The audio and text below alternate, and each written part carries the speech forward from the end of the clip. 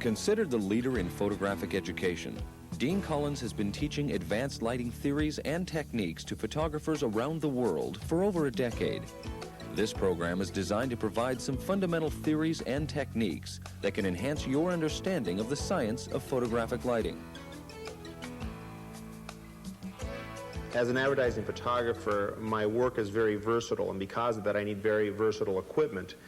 Broncolor is what I've chosen because it's probably the best and most versatile professional equipment I can find in the market. A lot of photographers have always said if I had that equipment I could take good pictures too, and we find that's not the case. It's not the equipment. And in the very beginning of your career you can utilize very simple equipment because many of your photographs you're going to take are not going to demand that type of versatility. So taking a small portable strobe and working with panels, which is an effective tool to maximize the strobe output, it will give you the ability to create many different types of photographs, especially photographing people. Now, when photographing people or in any situation, to control light, you have to break it into basically 5 categories. The categories fall into keeping the diffuse value, which is the true tonality of the subject, consistent, controlling the brightness of the specular highlight, the shine of the object, to the diffuse value, controlling the brightness of the shadow to the diffuse value, and then the transfer, the edges of the shadow to the diffuse, and the edge of the specular highlight to the diffuse. So basically a light control situation is broken into 5 forms of control. The bright, clean look of high-key portraiture is a popular style. In this segment, Collins reveals how to produce stunning high-key images with very little effort. To begin the first setup, assistant Tim Mantuani mounts a Metz portable strobe and a simple hot light to a specially designed strobe bracket. The hot light, which acts as a modeling light, allows Collins to see the direction and relative light qualities that the strobe will produce without affecting the exposure. After establishing a proper exposure for the subject value with an incident meter reading, Collins captures a few images of our model Karen. In the first image, the raw light from the strobe produces a very hard light quality, much like that of a sunny day. Only the side of the model's face is illuminated, and the contrast between the diffused value, or the true tone of the model's skin, and the shadow area is high. To increase the size of the light source, a Lightform P42 frame with a translucent fabric is introduced between the strobe and the subject. The strobe now illuminates the entire fabric, and diffused light passes through the fabric to illuminate the model. The panel is then positioned as close to the model as possible. Dean Collins talks about the use of light panels. When working with panels, it's a little difficult because you don't see them, the effects, as readily as you do, let's say, with an umbrella or a light box, a contained box. It takes a little time to identify what's going on. So some good rule of thumb is that when you put the panel, you bring it in as close as you possibly can, and that's done by, you just keep bringing it in until you see it in the picture, and then you back it up. That's as close as you can bring a panel to somebody, which makes it as large as it can relative to the subject. And then making sure the panel is as far forward as possible to create the best wraparound effect as a main light. And that's again done by pushing the panel forward until raw light strikes the subject from the strobe, and then pushing it back until the subject is totally illuminated by just the panel. With the panel in place, Collins asks for a new incident meter reading for the subject area. And to ensure an evenly illuminated bright white background, Collins asks for additional incident readings from several areas on the background wall. While the diffusion panel is now acting to illuminate the model, raw light from the strobe is still passing behind the panel and striking the background. Collins looks for meter readings that are 1/2 stop brighter than the incident reading in the subject area. To further ensure that the wall was evenly illuminated from side to side, the model and light source were positioned at an angle to the wall, so that the distance from each side of the wall to the strobe was nearly the same. Working with the new exposure readings, Collins then captures several shots of Karen in the diffused light. In the first image, raw light from the strobe produced a hard light quality and high contrast between the diffused value and shadow area of the subject. By introducing the translucent panel between the strobe and the subject, the quality of light was changed and the intensity of light on the subject was reduced. By using a new incident meter reading for the subject area, A proper exposure for the subject was re-established by opening the aperture on the lens by approximately 1 1/2 stops. The soft wraparound quality of light produced by the large light source is now apparent, and contrast between the diffused value and shadow area is reduced. Also, because the amount of light striking the background was unchanged by the use of the panel, the background now appears brighter. Dean Collins explains. Working with a panel in this case, not only did we produce a softer quality of light on the subject, lowered specularity and softened the shadow edge, but we also brought up the background. We actually lowered the subject's brightness because we placed a panel between the subject and the strobe, and we let the raw light hit the background. So in relationship, the subject got darker, but by exposing for the subject, and that's done by taking 1 incident meter reading of the subject with the dome aimed at the source of illumination, and that's what we're going to take our picture at, which sets the diffused value. Then by going back and taking an incident meter reading of the wall, and since it's a white wall, if the meter reading read the same on both, we would have a proper exposure of the subject, and the background would then be white. But we really want the background white without detail. So we make sure that the background has 1/2 stop more brightness than the subject's reading. And when we take the picture, the background will be guaranteed to be white without detail. Tape it up about 2.5 feet. After examining a Polaroid of the image, Collins decides to add a black light-form fabric to the bottom of the translucent panel. With the fabric in place, Collins captures a few more images of Karen. Big teeth, big teeth, big teeth. Yeah. Okay, good. Face in, nose straight into me, straight them down, drop. Suck it in. Chest that way just a little bit. Good, a little bit more. One problem working with a self-standing panel is that even though the light's very, very soft in the subject, a big portion of the actual light area is below the nose to where it looks like the light is coming up and can cast kind of a ghoulish effect from a bottom light effect. The one way to get around it is to place a black cutter, a black material, at the bottom portion of the panel, which then essentially just makes it look like the light is coming from at a higher angle and creating a little bit more of a natural looking effect. Okay, bring it on in. To reduce the effect of the ambient light bouncing off of the studio walls, Collins has a Lightform P22 panel with black fabric placed on the shadow side of the subject. The black panel actually increases the density of the shadow area on Karen, and in turn increases the contrast between the diffused value and the shadow.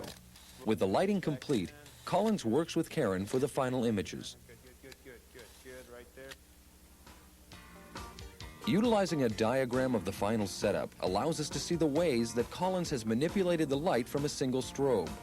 The large translucent panel increased the size of the light source for the model, thereby producing a soft wraparound light quality on Karen. A second panel with black fabric allowed Collins to control the contrast between the diffused value and the shadow on the model, while raw light from the strobe spilled behind the main panel and exposed the background wall evenly. When doing high-key photography this way, you have a lot of bounce ambience because you're really using the strobe to light the main light and the backlight, and that's being done by light spilling around. Because of the effectiveness of the entire room we were working with and bouncing light, the white walls, a black P22 light form panel was brought in very, very close as what we'll call a negative fill, to where instead of bouncing light into the shadow area, which is already being done by the walls, we actually wanted to create more contrast, which created the roundness and depth in this high-key photograph. Lighting for glasses can be a difficult task, but there are some techniques that can make the job much easier.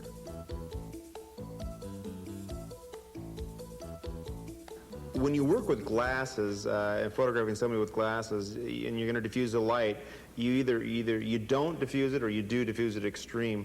I often think about specular highlights, which is a reflection in the glass, the same as you might think of a bucket of water on the floor. If it's a very small area, the water is very deep, and that's what I consider the thick brightness of the specular highlight. But if you take the water and pour it over the floor, it becomes this very thin layer, and you can suddenly see the floor behind it. That's kind of what working with a panel is and diffusing the light on glasses. If you do it to the extreme, you lower the specular highlight on the glasses down low enough to where you can now see the eye behind the glass, and you still identify that there's glass there because you have that very thin layer of specular highlight across it, which identifies the reflection, and it makes it to where it doesn't look like you have frames without glass in it, which can look very disturbing in its own. To begin the shoot, our subject Dave Montezambert is illuminated by a single Metz strobe. The black panel near the camera is to protect the lens from lens flare. Collins records a few images of Dave. In our first image, the light from the strobe produces a very hard light quality on the subject. Only half of the subject's face is visible, and there is no separation from subject to background on the shadow side. To increase the size of the light source, Collins has a Lightform P22 frame with translucent fabric placed between the light source and the subject. Although the diffusion panel does act to soften the light quality, the size of the panel is not large enough to create a specular highlight that covers the entire surface of the glasses. Dean Collins explains. One reason you want to work with an extremely large source of illumination when illuminating glasses is you have to realize the glasses are round and they almost have this wide angle feeling to where you see things through the entire room. And if you work with anything other than a huge panel, you're going to, let's say, if you just work with say a P22, which is 3.5 feet wide in this case, that's large in most cases, but with that wide angle feeling of the glasses, you're going to see the panel go, and it's going to suddenly have that break of the edge of the panel, which gives that bright highlight right down the middle, the break of the highlight right down the middle of the glasses. To further increase the size of the diffusion panel, a translucent fabric is attached to a 6.5 foot by 6.5 foot P42 frame. The black panels on each side of the P42 control the spill light from the strobe and support the main diffusion panel. Because the specular highlight is a mirrored reflection of the light source, it's important to be aware of wrinkles in the diffusion fabric. Lightform double clips, which also serve to clip one frame to another, are used to stretch the fabric tightly across the frame to reduce the appearance of wrinkles in the glasses. After establishing a proper exposure with an incident meter reading, Collins captures a few more images of our subject. Okay. Right there. Okay, right. Roll it just a little bit. Okay. One way you can get around the problem of this break in the middle of the highlight in the glasses is to work with a panel which is larger than you really need to work with. So what you can do is you place the strobe behind the panel to where it's fairly bright in the major source of illuminations in the front quadrant, and then the light slowly falls off across the panel. Thus, in the glasses, you can see that fall off and that soft edge transfer, and you never really have a hard edge. In our first image, the raw light from the strobe produced a very hard light quality. By introducing the diffusion panel between the strobe and the subject, the light quality was softened, which is evident in the large transfer edge from the diffused value to the shadow. The spill light on the background from the large diffusion panel also provided some degree of separation between the shadow side of the subject and the background. Also, the large source made the glass in our subject's glasses visible. Because of the large size of the panel, the light energy from the strobe was spread across the diffusion fabric, which reduced the intensity of the specular highlight on the glasses to a point where the glass appears almost clear.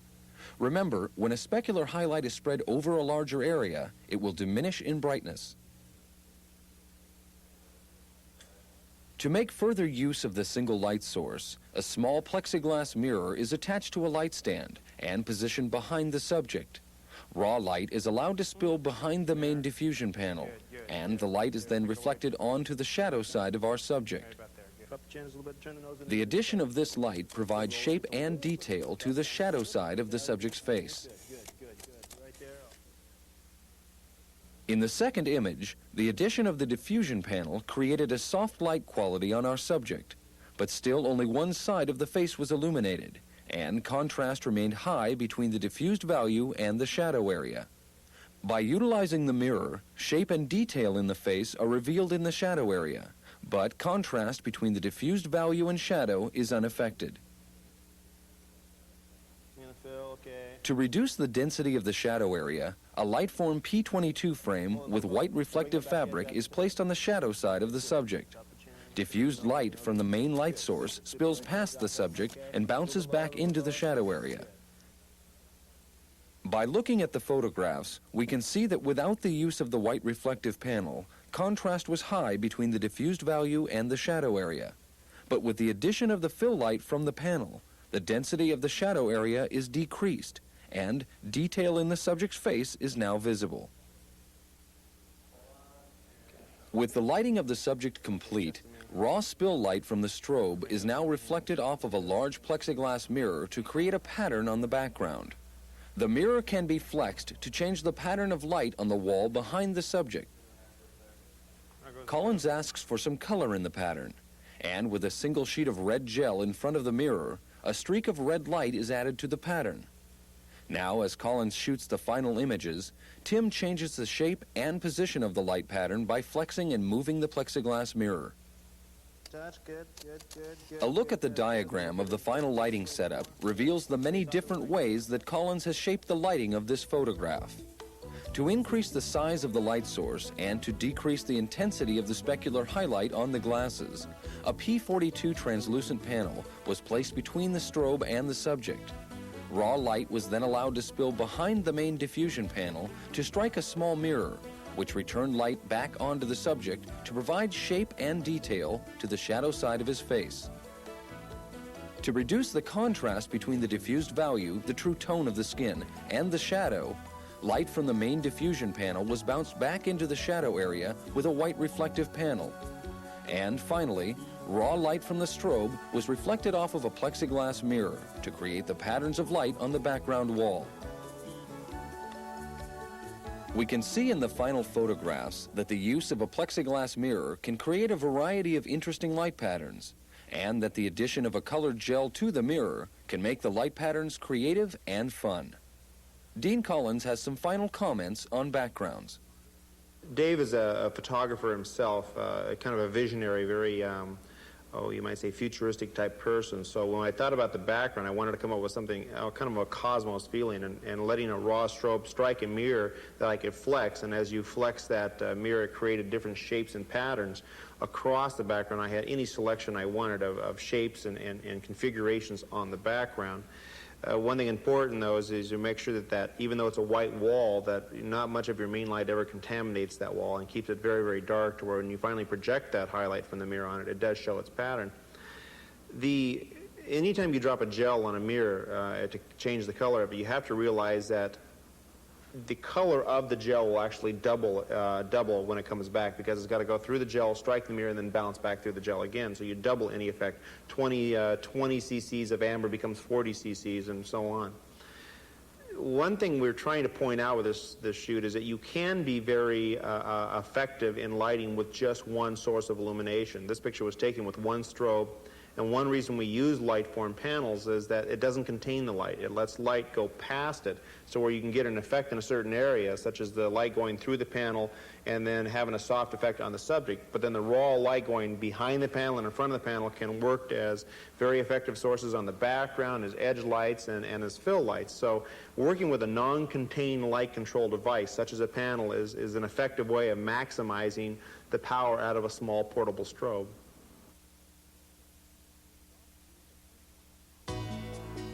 The soft feel of window light provides a cozy feeling to these portraits on muslin.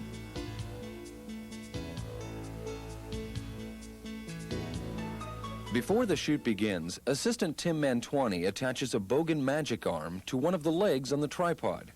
In this case, the sturdy adjustable arm is used to hold a black flag in place, which guards the camera lens from lens flare.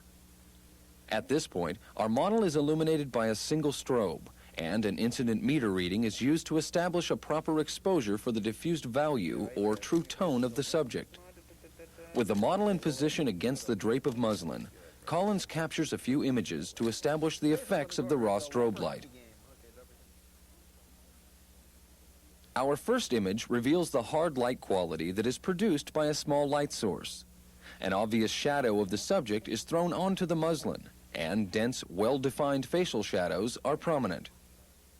Controlling light is controlling the brightness of the specular to the diffuse and the shadow to the diffuse in contrast. But a proper exposure of that control is to place the diffuse value on the appropriate part of the film. That's done by taking an incident meter reading and aiming the dome at the source of illumination, not at the camera. A lot of people mistake it that you aim it at the camera, but that averages in the contrast on the face. What I want is a concise diffuse value exposure. Again, aim the dome at the source of illumination, and that will give you an f-stop, which thus you put into the camera and then properly exposes the subject. To increase the size of the light source and soften the light quality, Collins has a Lightform P22 frame with translucent fabric positioned between the strobe and the subject. Dean Collins talks about the use of panels for the photograph. There's a lot of people that always talk about window light. They love the quality of window light. And when you look at this photograph, you think it was done by a window. But if you really think about what a window is, it's nothing more than a large diffuse source of illumination. And that's no different than a panel, a translucent P22 panel, placed between the strobe and the subject. So you still have a source of illumination, which is a strobe, very similar to the sun. But by introducing that panel, it creates the effect as if the sun is on the other side of the building coming through a very soft bank of illumination. So do yourself a favor and make your life a little easier, because this type of window light can be done any time of day, whether it be raining or dark outside. With the panel in place, a new incident meter reading is taken, and then Collins places a black net filter in front of the camera lens. The cotton net filter is used to add just a touch of diffusion to the images. With the simple lighting setup complete, Collins captures some final images of our model.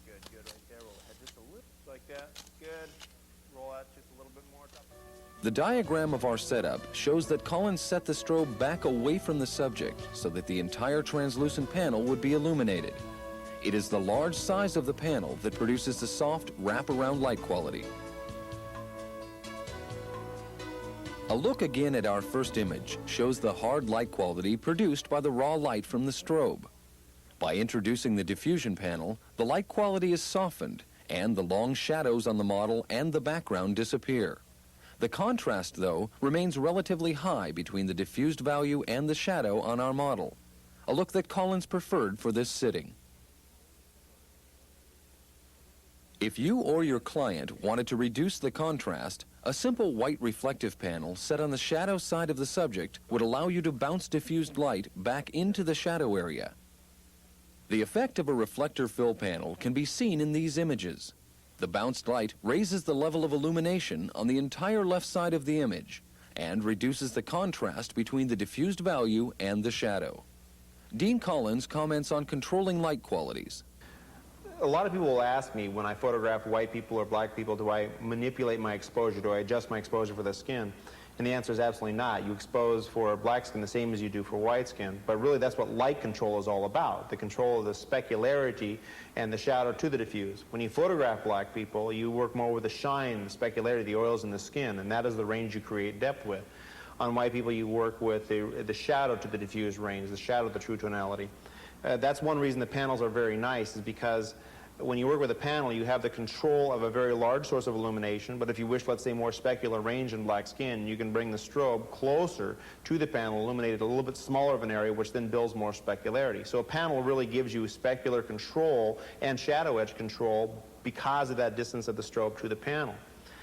One thing about this photograph that I want you to point out is the area that it took to take the photograph. It's very, very minor. The subject's sitting on the floor, and to get a full length of the subject since it's sitting on the floor, a 150 millimeter lens 8 feet away will do the job. So it's not like you need a huge studio to do a photograph like this. Rembrandt lighting and a simple black paper vignette make these images a stunning example of classic portraiture.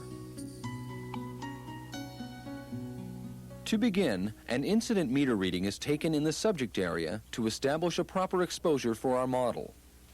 Illuminated by only a single Met strobe, Karen strikes a pose for Collins as he records a few images under the raw light. Drop it down. Good. Hold on a second right there. In the first image, our subject and the background receive the same level of illumination. The small light source produces a hard light quality on Karen, and contrast is high between the diffused value and the shadow. Okay, bring the trans. To alter the quality of light on the subject, Collins places a P22 translucent panel between the strobe and the subject. The panel is adjusted by Collins to create a soft wraparound light quality on Karen. A new incident meter reading is taken to re-establish a proper exposure for the subject area, and Collins then works with Karen to capture some new images. Good. Okay, drop the chin just a little bit down, chest just a little bit out, bring the face across, drop it down. Good, soft smile, good. A look at our first image reveals the high contrast and hard light quality produced by a small light source. By introducing the translucent panel, the size of the light source is increased, and the resulting quality of light is much softer. Also, contrast between the diffused value and the shadow on our subject is slightly reduced. This quality of light, Rembrandt lighting, has been done very successfully for years, and most photographers used umbrellas or contained sources of illumination. This was done with a panel simply because you can get the exact same effect as a box or an umbrella, but now you have the ability to use all the excess light going past, illuminating the background, picking up the mirror, hair light, and the fill light. So you get the exact same effect, but you maximize the power out of a small portable strobe. To reduce the amount of light striking the background, a second P22 translucent panel is placed between the strobe and the background. The two panels are clipped together with light-form double clips. Also, Collins adds a black fabric to the lower half of the main light panel to reduce the amount of light coming from below the model's waist. With the lighting adjustments complete, Collins records several new images of Karen. In the second image, the large diffusion panel softened the light quality on Karen, but the background still received raw light from the strobe. The addition of the second translucent panel reduced the amount of light striking the background to a level equal with the subject area. The subject now appears brighter relative to the intensity of the background. Since I'm working with a panel in this situation to control light quality, it also affects the background brightness relative to the subject. If I wanted to make the background even brighter in this case, I could have put a second layer of translucent material between the strobe and the subject, which would have lowered the subject's brightness, but when I readjusted the exposure for the subject, the background would have even got brighter. I didn't want the background any brighter in this case, so what I choose to do is not place it between the strobe and the subject, but actually place it between the strobe and the background, which lowered the background brightness relative to the subject, and this is how I got my background control. If I wanted the background even darker, I could have put another layer or maybe two layers to lower the background even more. So the control in this case is the strobe, the light between the strobe and the background is being manipulated by one layer of translucent panel. To provide fill light for the subject area, raw light spilling in front of the main diffusion panel is bounced back toward Karen with a P22 white reflective panel. The soft fill light reduces the density of the shadow area on our model, which in turn reduces the contrast between the diffused value and the shadow. In the third image, although the main light quality was soft, the shadow side of the subject was unaffected, and contrast was relatively high. By introducing the white reflective panel, the bounced fill light reduced the contrast between the diffused and shadow. Dean Collins talks about the use of the reflector panel. An efficient use of your strobe when working with a fill is to back your strobe as much as you can from the main panel to where it evenly illuminates the panel, but yet raw light now can go past the front of the panel, strike your fill reflector, and bounce back in. And that gives you the most effective fill that you can get in the situation.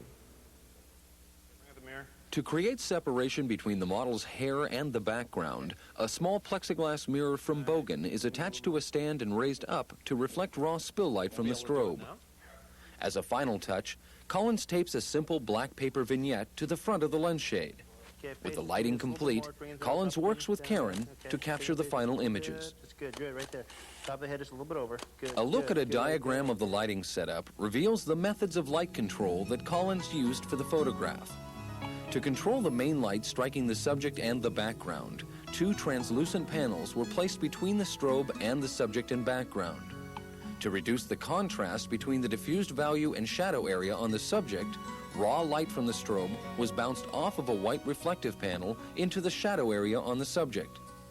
And finally, to provide separation for the hair from the background area, raw light was reflected off of a small plexiglass mirror onto Karen's hair. The effect of the small mirror reflecting raw strobe light onto Karen's hair is evident in our fourth image. And the use of the black vignette in front of the lens can be seen in our final image. The modeled background slowly fades to black toward the edge of the photograph, which focuses our attention on our model Karen. Collins discusses the use of a vignette on the lens. When working with a vignette on the front of your camera, this is done to create kind of almost the effect of burning down the side of the print to force more attention to the center of the photograph, or in this case the subject. The controls of a vignette are essentially four. How close is the vignette to the front of your lens? What is the millimeters of your lens? Is it a wide angle or extreme telephoto? What is the f-stop of your camera, to where you have a large depth of field or a minor depth of field? And then finally, how close is the camera to the subject? How much are you focused out? Because the closer you get to the subject, the shallower the depth of field, the more out of focus and the less effective the vignette's going to be.